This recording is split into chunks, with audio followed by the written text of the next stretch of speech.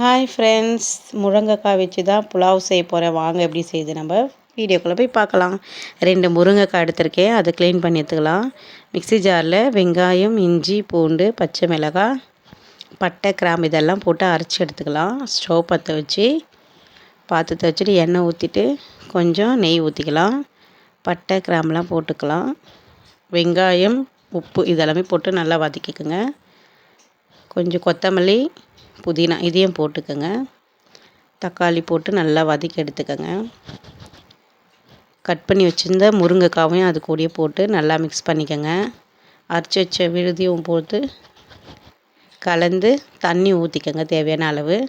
தண்ணி கொதிச்சதுமே அரிசி போட்டுக்கலாம். முருங்கைக்காய் புலாவு ரெடி. வாங்க சாப்பிட்டு பார்த்துட்டு எப்படி இதுன்னு சொல்கிறேன். செம்ம டேஸ்ட்டு ஃப்ரெண்ட்ஸ். இந்த மாதிரி நீங்களும் ட்ரை பண்ணி பாருங்கள். என் வீடியோ பிடிச்சிருந்தா லைக் பண்ணுங்கள், ஷேர் பண்ணுங்கள், சப்ஸ்கிரைப் பண்ணுங்கள். மறக்காமல் கமெண்ட்டில் சொல்லுங்கள். நெக்ஸ்ட் வீடியோவில் பார்க்குறேன். பாய்.